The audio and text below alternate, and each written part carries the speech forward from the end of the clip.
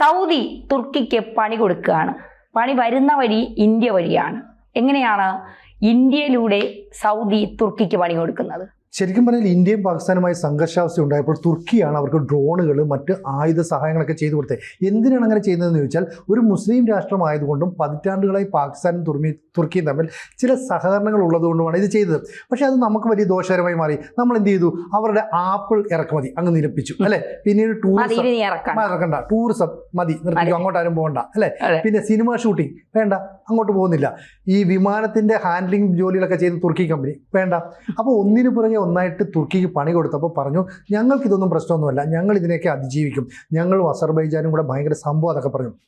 അപ്പോൾ നമ്മൾ തൊട്ടു പതുക്കെ നയതന്ത്രപരമായ ചില മുന്നേറ്റങ്ങൾക്ക് ശ്രമിച്ചു. അതിനുവേണ്ടി പശ്ചിമേഷ്യയിൽ ഒരു രാജ്യത്തിൻ്റെ സഹായം വേണം. അങ്ങനെ മോദിയുടെ നയതന്ത്ര ഇടപെടലുകളുടെ ഫലമായിട്ട് സൗദിയുമായിട്ട് നമ്മൾ ചില ചർച്ചകളൊക്കെ നടത്തി. അപ്പോൾ കാലാകാലങ്ങളായി പാകിസ്ഥാനെ സഹായിക്കുന്ന രാജ്യം എന്ന് പറയുന്നത് സൗദിയാണ്. എന്ന് പറഞ്ഞാൽ പാകിസ്ഥാൻ്റെ സമ്പദ് വ്യവസ്ഥയുടെ നട്ടെല്ല് സൗദിയാണ്. ഇവർ സാമ്പത്തികമായിട്ട് കുറേ സഹായം ചെയ്യും, അവിടെ തീവ്രവാദവും ഭീകരവാദവും ഒക്കെ ഉണ്ട്.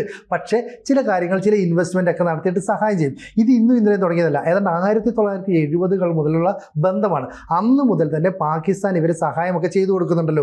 ഇതിന് പകരമായിട്ട് പാകിസ്ഥാൻ ഈ പറയുന്ന ഇസ്ലാമിക് ബ്രദർഹുഡുമായി ബന്ധപ്പെട്ട ചില പ്രവർത്തനങ്ങൾക്കായിട്ട് സൗദിയിലെത്തി. എന്നിട്ട് സൗദിയിൽ താമസിക്കും. 10,000-15,000 ആർമി ഉദ്യോഗസ്ഥരൊക്കെ വരും. എന്നിട്ട് പറഞ്ഞു, സൗദിയിലെ പോലീസുകാർക്ക്, പട്ടാളക്കാർക്കൊക്കെ ഞങ്ങൾ പരിശീലനം നൽകാം, ഒപ്പം ചെറുതായിട്ട് ആയുധ കച്ചവടമൊക്കെ നടത്തും. അങ്ങനെ നടത്തിയ ഇവരുമായിട്ട് നല്ല ബന്ധമാണല്ലോ. പതുക്കെ ഈ സൗദി കൊടുക്കുന്ന ശതകോടികൾ ഉപയോഗിച്ച് അവിടുത്തെ പട്ടാളക്കാരും സൈനിക ഉദ്യോഗസ്ഥരും ഒപ്പം തന്നെ രാഷ്ട്രീയക്കാരും വലിയ അഴിമതി നടത്തി. എന്നിട്ട് അവിടുത്തെ ഭീകരവാദത്തെയും തീവ്രവാദത്തെയൊക്കെ വളർത്തി. അങ്ങനെ ഇവർ വളർത്തുമ്പോൾ സൗദിക്ക് ഒരു സംശയമൊക്കെ തോന്നുന്നു. പക്ഷേ എങ്കിലും സൗദിയും പാകിസ്ഥാനും നല്ല ബന്ധമൊക്കെയാണ്.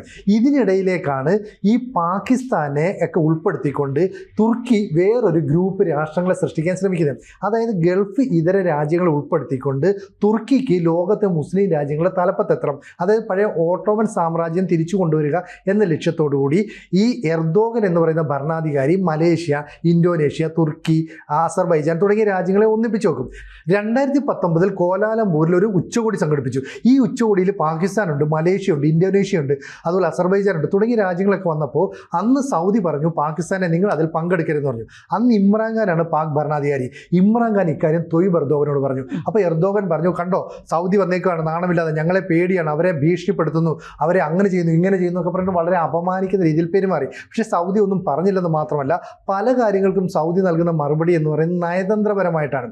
ഇവിടെ ഇത്തരത്തിലുള്ള നയതന്ത്രപരമായ നിലപാടുകൾ സ്വീകരിക്കുന്ന ഒരു രാജ്യമായതുകൊണ്ട് പതുക്കെ ഇന്ത്യ അവിടേക്ക് കടന്നിരുന്നു. ഇതിന് മറ്റൊരു കാര്യം കൂടെ ഉണ്ട്. കാരണം ഈ പഹൽഗാം അറ്റാക്ക് നടന്നപ്പോൾ നരേന്ദ്രമോദി എവിടെയായിരുന്നു ഓർമ്മയുണ്ടോ? അതെ, നരേന്ദ്രമോദി സൗദിയിലായിരുന്നു. നരേന്ദ്രമോദിയെ ഈ ഫ്ലൈറ്റിലൊക്കെ അവരുടെ ഫൈറ്റർ ജെറ്റുകൾ വന്ന് സ്വീകരിച്ചുകൊണ്ടാണ് പോയത്. നല്ലൊരു ബന്ധം ശക്തിപ്പെടുത്തുന്ന സമയത്താണ് ഈ പഹൽഗാം ഭീകരാക്രമണം നടക്കുന്നത്. ഉടൻ തന്നെ അവിടുത്തെ പരിപാടികളൊക്കെ വെട്ടിച്ചുരുക്കി പ്രധാനമന്ത്രി നേരെ ഇന്ത്യയിലേക്ക് വരുന്നതാണ് കണ്ടത്. പക്ഷേ സൗദിയുമായി 2014 ശേഷം ഇന്ത്യ, അതിനു മുൻപും ബന്ധമുണ്ടായിരുന്നു, കൂടുതൽ ബന്ധം 2014 ശേഷം കൂടുതൽ ബന്ധം, ദൃഢമായ ഒരു ബന്ധം സൗദിയുമായി ഇന്ത്യക്കുണ്ട്. അതായത് ഇന്ത്യ പറഞ്ഞാൽ ചില കാര്യങ്ങൾ കേൾക്കത്തക്ക രീതിയിലേക്ക് സൗദി ഇന്ത്യയും തമ്മിലുള്ള ബന്ധം വളരെ ശക്തമായി വളർന്നു എന്നുള്ളതാണ്. മുസ്ലിം രാഷ്ട്രങ്ങളിൽ ഈ BJP ഭരിക്കുന്ന സർക്കാരുകൾക്ക് പ്രവേശനമില്ല എന്നൊക്കെ പലരും ആ രാഷ്ട്രങ്ങളുമായി ബന്ധം കാണില്ല, പ്രത്യേകിച്ച് മുസ്ലിം രാഷ്ട്രങ്ങളുമായൊന്നും പ്രധാനമന്ത്രി നരേന്ദ്രമോദി അടക്കമുള്ള BJP സർക്കാർ ബന്ധം വയ്ക്കില്ല എന്ന് പറഞ്ഞിടത്താണ് UAE അടക്കം സൗദി അടക്കമുള്ള രാജ്യങ്ങളെല്ലാം ഇന്ത്യക്ക് ഏറ്റവും നല്ല ബന്ധുക്കാരായി, ഇന്ത്യക്ക് ഏറ്റവും നല്ല സുഹൃത്തുക്കളായി മാറിയത് എന്നുള്ളതാണ് അതിൽ ഏറ്റവും പ്രധാനപ്പെട്ട കാര്യം. അതിൽ സൗദിയാണ് മുൻപന്തിയിൽ നിൽക്കുന്നത്. അതായത് തുർക്കിക്ക് ഇഷ്ടമില്ലാത്ത സൗദി, ആ സൗദി തുർക്കിക്ക് പണി കൊടുക്കാൻ പാകിസ്ഥാന് നല്ല ഒന്നാം തരം പണി അതുക്കും മേലെ കൊടുക്കുന്നു എന്നുള്ളതാണ്. അതായത് പാകിസ്ഥാൻ എല്ലാവിധ സഹായം നൽകുന്നത് സൗദിയാണെന്ന് പറഞ്ഞത്. അപ്പോൾ നരേന്ദ്രമോദി നയതന്ത്രപരമായ ഇടപെടൽ നടത്തുമ്പോൾ വേണമെങ്കിൽ പാകിസ്ഥാന് സഹായം കൊടുക്കരുതൊക്കെ ഇൻഡയറക്റ്റ് ആയിട്ട് പറയാം, നേരിട്ട് പറയില്ല. അപ്പോൾ പാകിസ്ഥാന് സൗദി പറയുന്നതിനെ കേൾക്കാതിരിക്കാൻ പറ്റില്ല. ആ രാജ്യം സാമ്പത്തികമായി തകർന്ന അവസ്ഥയിലാണ്, ഗതികേട് കൊണ്ട് സൗദി ആശ്രയിക്കണം. അപ്പോൾ ഇവിടെ ഭീകരവാദ പ്രവർത്തനങ്ങളാണ് നടത്തുന്നതെന്ന് സൗദിക്ക് അറിയാമെങ്കിലും ആ രാജ്യം നിന്ന് പോട്ടെ, കഞ്ഞി കുടിച്ചോട്ടെ എന്നൊക്കെ പറഞ്ഞ് സഹായം നൽകും. ചില എന്താ പറയുക പ്രോജക്റ്റുകളൊക്കെ കാര്യങ്ങളൊക്കെ അവിടെ സൗദി നടപ്പാക്കുന്നുണ്ട്. ഇവിടെ എന്താ പ്രശ്നം, നരേന്ദ്രമോദിക്ക് സൗദി നൽകിയ സ്വീകരണം, അപ്പം തന്നെ പറഞ്ഞതുപോലെ അദ്ദേഹം സൗദിയുടെ വ്യോമാതിർത്തിയിൽ എത്തിയപ്പോഴാണ് F-15 പോലുള്ള ജെറ്റുകൾ വന്നിട്ട് അദ്ദേഹത്തെ സ്വീകരിച്ചുകൊണ്ട് പോകുന്നത്. അപ്പോൾ സാധാരണഗതിയിൽ സൗദിക്ക് അത്രയും സ്പെഷ്യലായ ഗസ്റ്റുകൾ വന്നാൽ മാത്രമേ ഈ സ്വീകരണം നൽകൂ. അമേരിക്കൻ പ്രസിഡന്റ് ഡൊണാൾഡ് ട്രംപിന് പോലും കൊടുത്തിട്ടില്ല. അപ്പം മുഹമ്മദ് ബിൻ സൽമാൻ നമ്മളെ എത്ര ഗൗരവത്തോടെ കാണും.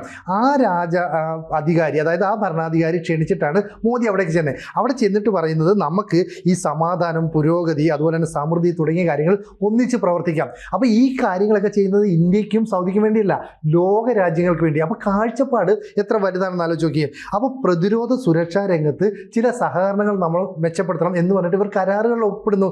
വ്യാവസായിക മേഖലയിൽ, സൈനിക മേഖലയിൽ, സാമ്പത്തിക മേഖലയിലൊക്കെ നമുക്ക് ഒന്നിച്ച് പ്രവർത്തിക്കാം, നമുക്കൊരു വലിയ മുന്നേറ്റം നടത്താം. എന്നിട്ട് ഇന്ത്യ പറയുന്നുണ്ട് സൗദി നമ്മുടെ ഒരു വിശ്വസ്ത സഹപ്രവർത്തകരാണ്, അല്ലെ രാജ്യമാണെന്നൊക്കെ പറയുന്നുണ്ട്. അപ്പോൾ വിശ്വസ്ത രാജ്യം എന്ന് പറയുന്നത് ഈ സൗദിയാണ് പിന്നീട് ഇന്ത്യയെ സഹായിക്കാൻ ഇപ്പം നിലകൊള്ളുന്നത് എന്ന് പറഞ്ഞാൽ തുർക്കിക്ക് ചെക്ക് വെക്കാൻ വേണ്ടി നമ്മൾ പതുക്കെ സൗദിയെ എടുത്ത് മുന്നിലേക്ക് വെക്കുന്നു. ഇതിൻ്റെ കാരണം തുർക്കിയുടെ ശത്രുരാജ്യങ്ങളാണ് UAEയും സൗദി അറേബ്യയും.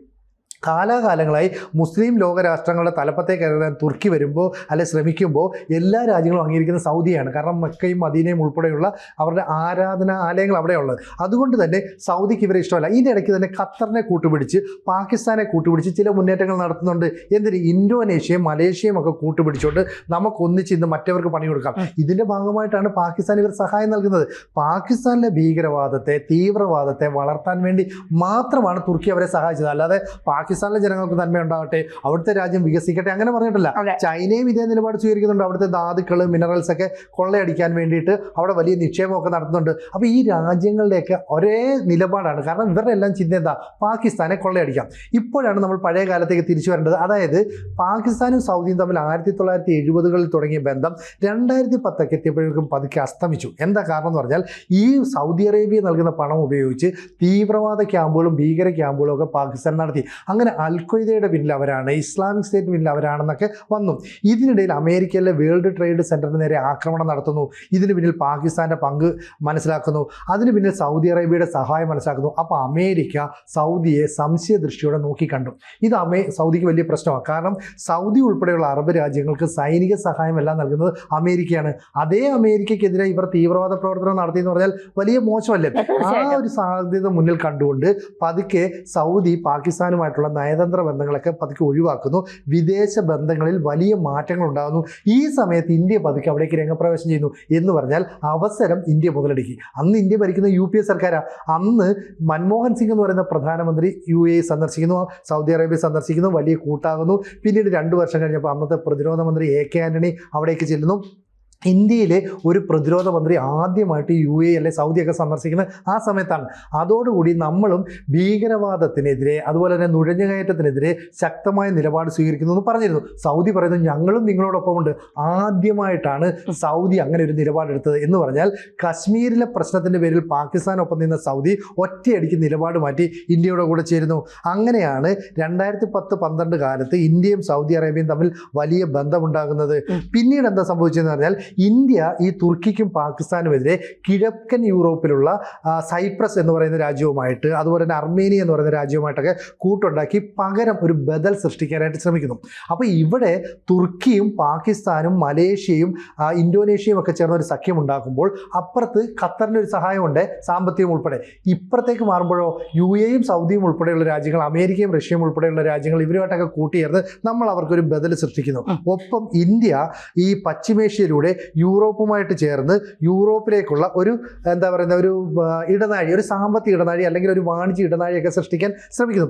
ഇതിൽ നിന്ന് നമ്മൾ തുർക്കി അങ്ങ് മാറ്റി നിർത്തി. കാരണം ഏഷ്യയിലെയും യൂറോപ്പിൻ്റെയും കവാടം എന്ന് പറയുന്നത് തുർക്കിയാണ്. പക്ഷേ നമുക്ക് തുർക്കിയോട് താല്പര്യമില്ലാത്തതുകൊണ്ട് തുർക്കി അങ്ങ് മാറ്റി നിർത്തി. അപ്പോൾ തൊയ്ബ് എർദോഗൻ പ്രതികരണമായിട്ട് വന്നു. സൗദിക്കെതിരെ, ഇന്ത്യക്കെതിരെ വലിയ പ്രസ്താവന നടത്തി. നമ്മളൊന്നും മിണ്ടിയില്ല. കാരണം നയതന്ത്ര തലത്തിൽ പണി കൊടുക്കാമെന്നുള്ള വിശ്വാസം നമുക്കുണ്ട്. അപ്പോൾ തുർക്കി പറഞ്ഞു ഞങ്ങൾ ഇനി ഏഷ്യ യൂറോപ്പിനെയും ചേർത്തുകൊണ്ട് പുതിയൊരു പാതയൊക്കെ ആരംഭിക്കാൻ പോവുകയാണ്, നിങ്ങളെയൊക്കെ ഒഴിവാക്കുമെന്ന് പറയും. നമ്മളൊന്നും മിണ്ടിയില്ല.